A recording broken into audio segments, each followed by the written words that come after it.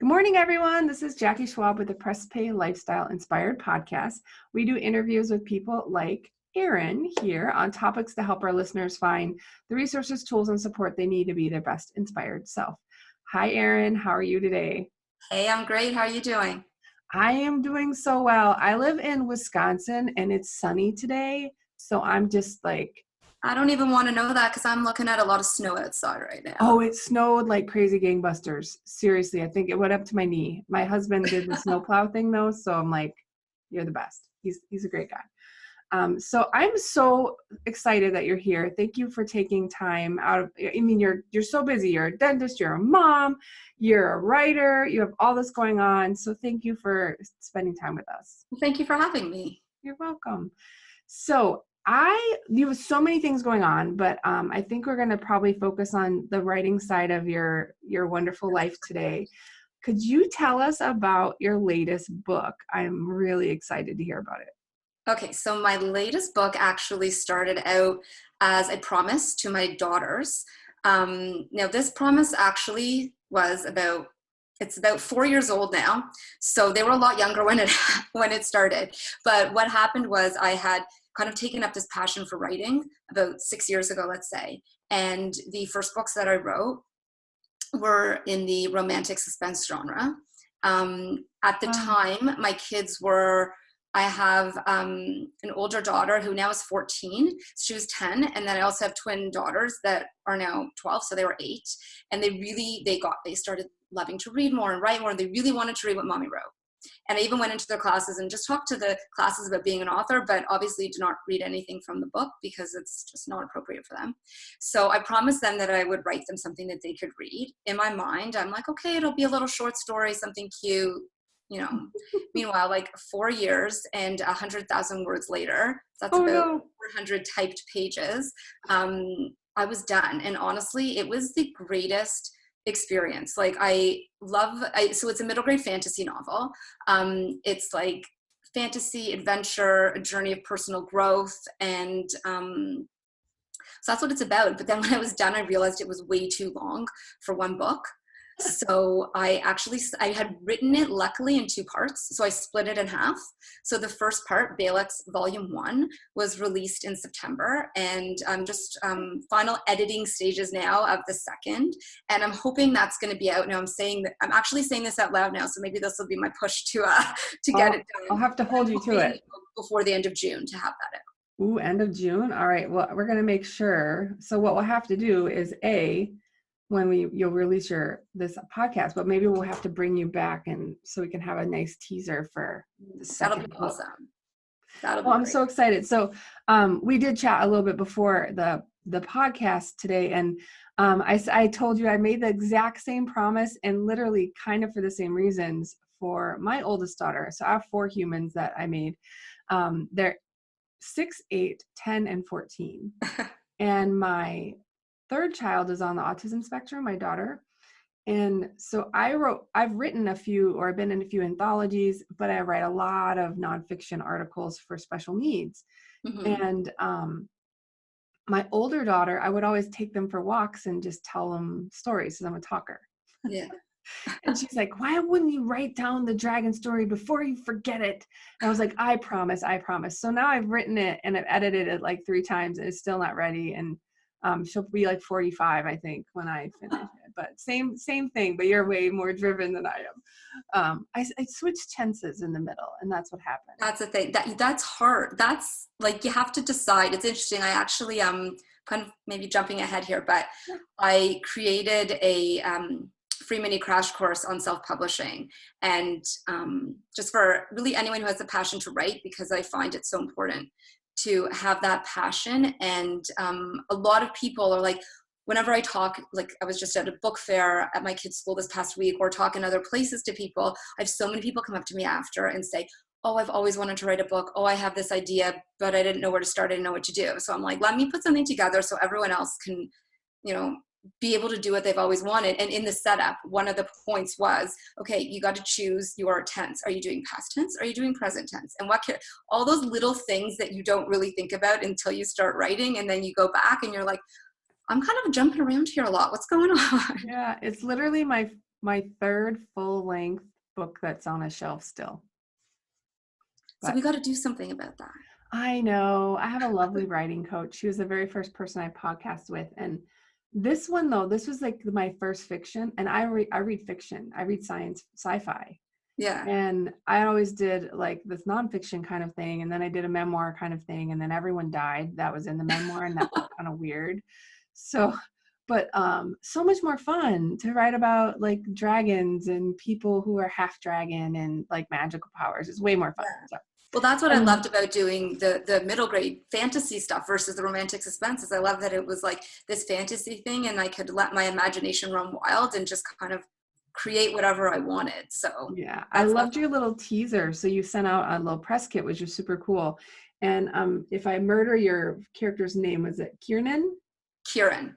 Kieran, Yeah. 12-year-old. And it's such a nice little teaser at the beginning. Like, what if your super amazing gift meant you might lose everything? And I'm like, what's the gift? I need to know the gift. Good. I'm glad you're thinking that. So I got like all excited. So that was the first fun part, but you actually did some really neat stuff with, I want to call it is it Wordsmithers program as part of this book. So could you tell us Yes. a little bit about that? So it was kind of all snowballed from the fact that I did this all for my daughters. And what I really loved the most was that how much more they started reading and writing when they saw me doing it, right? And at this day and age, I just find they're always on their devices and doing things and just not, the creativity isn't as much as it maybe used to be, or even when they were younger, like, you know, now they're doing their own thing. And I really wanted to be able to kind of go back and be able to kids see like what's involved in creating a book, because again, I know a lot of kids have stories in their heads. A lot of them are writing them out. And when I've been speaking to the different classrooms, kids have been saying like, oh, like I have this story. They'll run up to me afterwards. It's the cutest thing. They'll run up to me afterwards and tell me all about their story. And I had one kid, I think he was in grade 4, said, can someone in grade 4 write a book? I'm like, of course you can write a book. So I kind of wanted to bring, because it was for them, this book was for the kids. So I wanted to bring them along for the ride and kind of show them what's involved, and also show them that things take time and there's a lot of steps involved. So, you know, don't get discouraged and don't think 1, 2, 3, we're done, like this whole instant gratification thing. So what I did was I created a bunch of different teams. So I had first the beta reader team. So that ended up being, I can't remember how many kids offhand, but they were from ages 9 to 17 across the country, my country being Canada. And Oh, that's why it's cold by you too, huh? yes. That is why it is cold by us. We've actually had a pretty good winter, but the last couple of days have been pretty cold. Yeah, well, But where are you in I'm in Canada? Toronto. Toronto, I'm in because I'm Toronto. like, you know, Canada is really, really big, just like the States are. So I can't really just say. Yeah, I'm in Toronto. Okay. So, All right. So the kids were reading. You said the first. yeah, so what I did was like, I had the kids beta read, meaning they became the test readers, because you want your test readers to be the kids, not, oh, here's some adults, what do you think? Because at the end of the day, if there's something that the kids are confused about, then I want to know before it goes out there. I want to make sure that everything that was, you know, in my head got out properly to them. Mm-hmm. So I did it 2 different ways. I had the people that were more kind of local, like I went to my kids' school and I had about maybe 6 kids from grade 7. I had printed that out for them, and then we actually did a focus group after as well for it, which was so awesome. And everyone else I sent off an e-copy for, and I had little questionnaires for them to fill out afterwards that really allowed them to critically think about things, which is, I know, something that they do a lot in school now, critical thinking and critical writing and stuff like that. And their feedback was really amazing. Like, I got to tell you, there are some changes that I made in the book, quite a bit in the first chapter, because I struggled with some areas of just wanting to get that imagery right. And they told me when they were a little confused or they weren't sure, you know, I added in like a little graphic type of thing later on to help describe something. Like, it was really so useful. And I know that they really enjoyed it as well, which made it even better.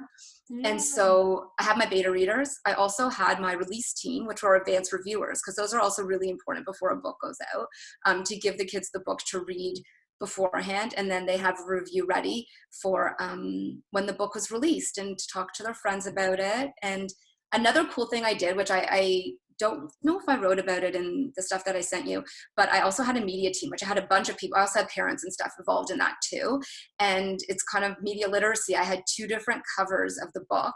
And I had kind of people choose. You were at a bookstore, you were looking online, which one would you gravitate more towards? So I really wanted to get everyone involved in the process, just to see how much is involved and where everything kind of comes from.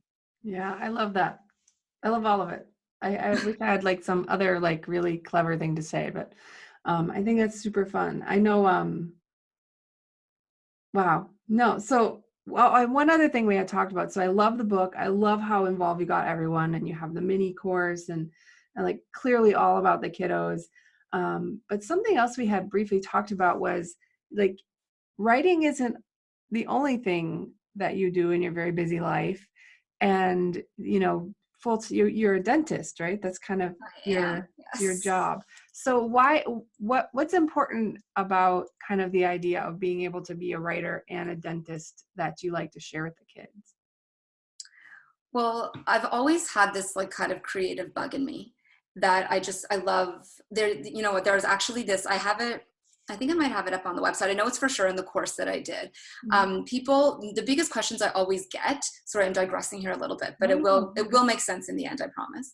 One of the biggest questions I always get is from people when they find out I wrote a book is, where do you find the time? Because I have 3 kids, I'm a dentist, a mom, all that kind of stuff. And I never really knew what to say. I always was just like, I don't know, I just do. I just have this like need inside me to be able to create and to do this stuff. And then I was listening to one of Oprah's Super Soul conversations, her podcast, and it was with Brene Brown. And she said, unused creativity is not benign. And I like never have had anything kind of almost just like knock me over, like a sentence like that, because that was it. Like when I don't write for a while, or I feel like I can't get it out, it's like I feel differently inside. And then when I do, it's like this relief almost. And so I re-listened to that part of the podcast so many times.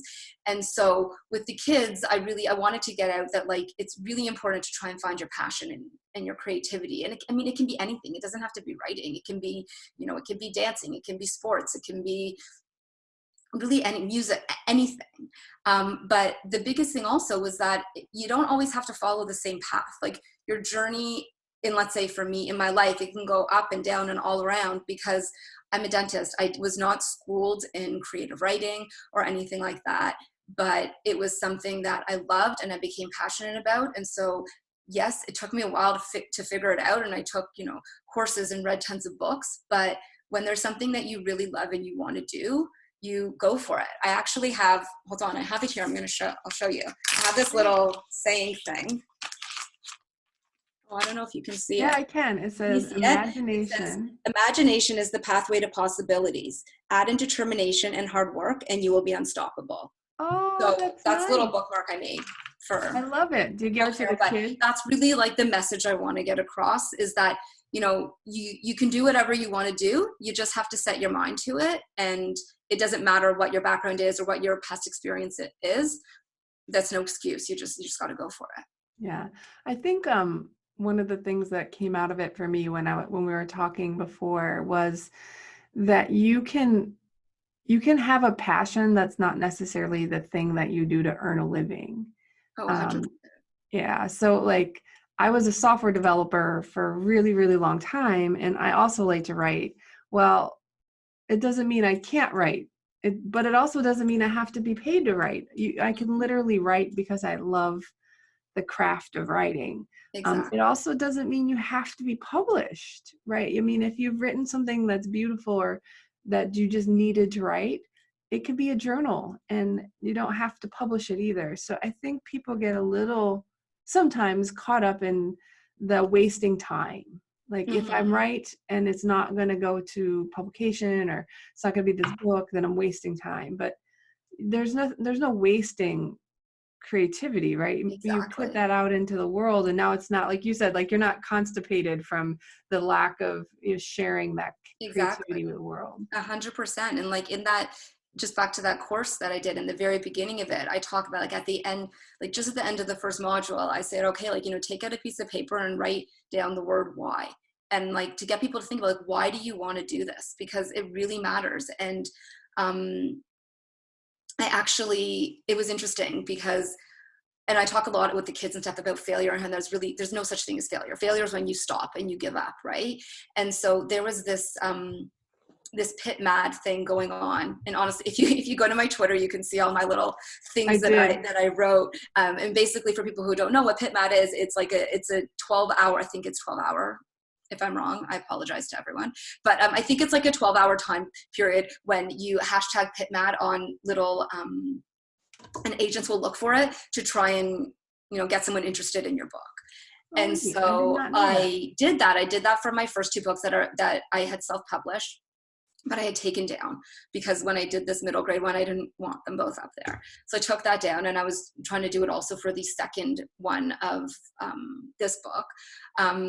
It's hard also if you've already been self-published, not if you're a self-published author, but if the works have been self-published. So I knew it was a long shot because, my other ones have been down for years, but they were once self-published. And also because I had self-published the first book of BAILEX, I didn't, know how the volume 2 would go type of thing. But either way, I have this, I'm a really big dreamer. And so I'm just like, yes, this is going to work. This is great. And meanwhile, I do my thing. And basically what happens is you wait to get likes on your tweet. And if you do from an agent, then you can, query them and take it from there. Who knows what's going to happen, but it's just a little in to kind of get them to notice you. And I didn't get one like, and I was really upset. And I kind of, gave myself that little day of like being upset about it. And then it was interesting. I was actually working out, because I do that sometimes, I try and do it more than sometimes, but I do it when I'm like just trying to get through something, get my mind off of it and work at that energy and then leave it where it belongs. And I realized I'm like, you know what? I was making the course then. I'm like, let me think back to that why. And I'm like, but why am I doing this? Like, and it kind of, I'm doing it also for the kids. I'm doing it because I want to be able to have these beta readers. I want to be able to, and at the end of my book, in my acknowledgements, I thank all the kids, first name only, obviously, who helped me. So they can see their name in print and they can see what a contribution they made to the project. And then I'm like, you know what? But if I want to be able to do that, I can't do that. I can't say can't because it never can't, but I know it would be a lot more difficult, and I don't know how possible it would be to actually be able to do what I want to do with these books if it went the traditional publishing route. And so sometimes, and that's why I talk about in the course thing that I do, is that you really have to write down and connect with why you want to do something, because everyone has different reasons, and sometimes you end up getting caught up in other people's reasons and other people's dreams. And so you won't see my my book right now on some crazy bestsellers list. I mean, it got some cool banners on the first couple of days it was released, but at the same time, that's not what I'm doing it for. Not that I would be like, oh, I don't want that if it happened, but that's not what I'm doing it for, and that's not what I focus my energy on. I don't have a ton of time, so honestly, I don't do a ton of marketing for it. I do a lot more local kind of stuff and getting involved in the community and with the kids. And so I do think it's important to make sure that everyone does, no matter what you're doing, to really connect with that why and not lose sight of that, or else you end up getting lost. Yeah. So my favorite quote, it's probably backwards, but yes, I love that. You fail only if you stop writing. Ray Bradbury is the person that is probably the father of sci-fi, and the reason that I started writing at all, because it gave me, I was like the nerdy kid. It gave me an escape out of being like always the smart and eggheady person to having sort of my own worlds that I could create. And I think I tell kids that a lot. And the other one is that it's not, failure is just feedback on what didn't work, right? Because how many new things have you done that didn't work? And I think we forget that we're all a beginner at something sometime. Exactly. And just come at it with this beginner mindset. Then the fact that you started at all is the accomplishment. And exactly. So yeah, I love little humans, and I love seeing people that are going out there and making an effort to, I don't care how we get them reading and off the tablets, whatever it takes, right? Let's just do that, because Yeah, my daughter spends an awful lot of time in her room all by herself on her Instagram account. I know it's kind of scary, actually, the Yeah. mental My health. husband is a wonderfully and appropriately paranoid human. So he has like every single control on that you could ever imagine. And she is not pleased with that. But, you know, we kind of are. So whatever. Yeah. Well, that's you know what? That's how it is. It kind of is, but you know, it turned out fine. So I love that. So okay. Well, we talked about your lovely daughter's promise and the Wordsmithers program, which looks like for book number 2, you're accepting applications for your I am. first team, the beta readers, right? Yes, I am. So basically it's for the beta readers, I guess, and the advanced reviewers. I just want to start trying to get those teams ready to go. Is And it yeah, people. motivating? I mean, I just wonder, is like when you have days where you want to maybe not, or you just want to be like, screw this crap, you know, is it like, hey, but I've got kids that are waiting to read my book? Is it like kind of a motivator that helps you sometimes? It is. I mean, I know it's, you know what it is? It's right now, it's a motivator also to like get me moving, like to get me saying, okay, like, I mean, I've been saying I need to do this, I need to do this, but then I don't know, I always end up having these other projects. Like we spoke about the course that I did was supposed to just be a checklist. And then I realized that, well, the checklist isn't really enough because you need a little more information than that. And then, so then it turned into, you know, something that I thought would take me a day to kind of get together to help people out ended up being months of preparation and like video modules. And then I actually also made there's a companion ebook that you can get. It's for free as well. And like it's just so many things come up, and then I end up not doing that thing. So I'm like, I'm making the registrations. Let's do the applications. Let's get this going so that I can make sure to be doing what I need to do to get the book to them.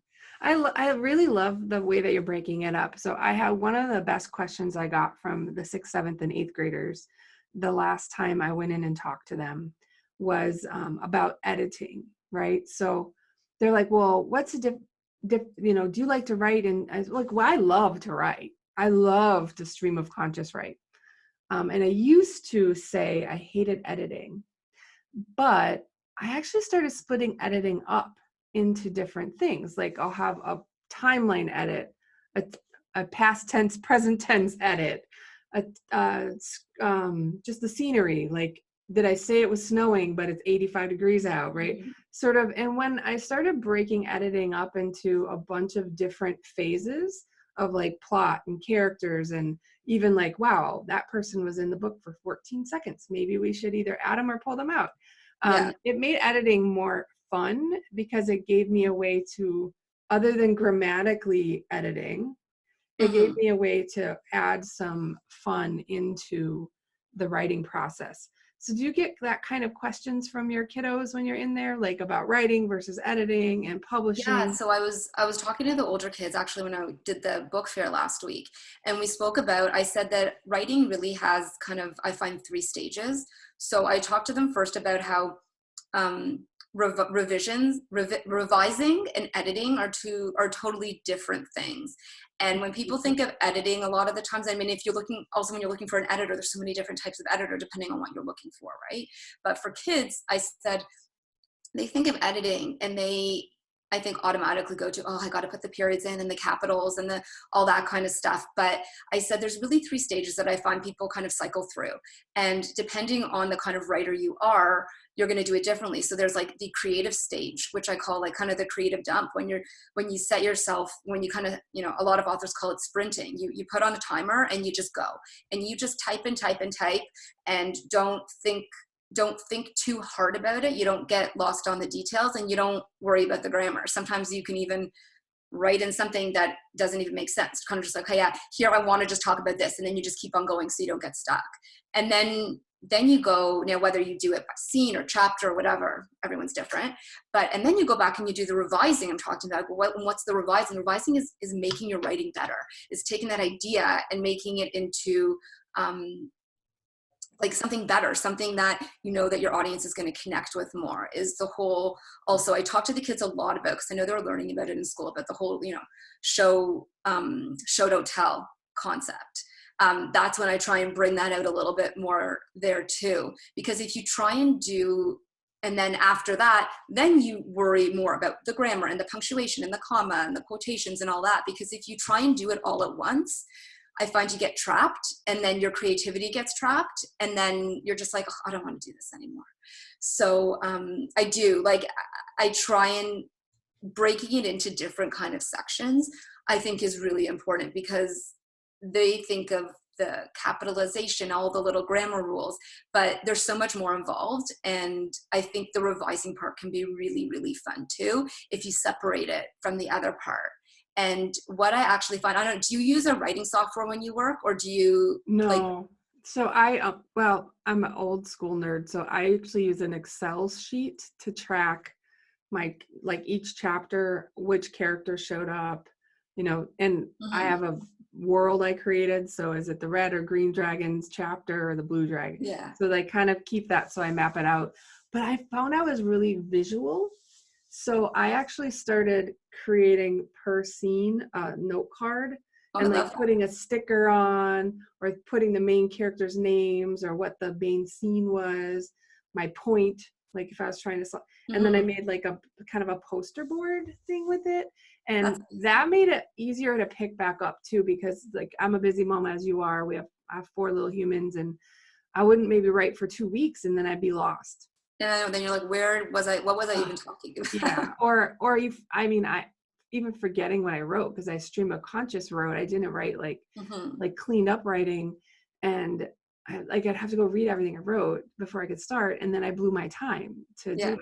So I have like the spreadsheet for sort of the next phases, but when I'm in more of that creative zone, I like to draw and I like to make pictures. So I bought a bunch of stickers and that were dragons, and so I could put blue That's, dragons everywhere and I love green where that. the green went. Yeah, and it just made it fun. But Then you my know what daughter else? ate it, but Yeah, but I think the thing also is that I am such a like proponent of this, is that when you do things by hand versus typing, like I don't know about what your kids are like, but I feel like my kids, everything in school is on their computers now. yeah. And so, but when you take pen to paper, your brain works differently, especially your creative mind. And so like I'll do that too. I don't map it out as much as you, but I really love that idea. I think I'm going to try that, using like post-it notes and stuff. But like I usually, before I start a scene or a chapter or something like that, I'll usually kind of do my first little creative dump thing like by hand, and I have, you know, circles and lines and this and like just going all around,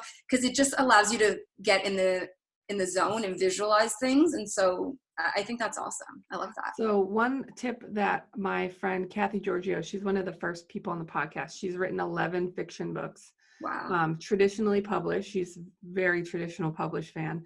But one great idea that she gave that I can't do because my kids literally eat some of my work, was, you know, like taking a string, you have like just a string, Mhm.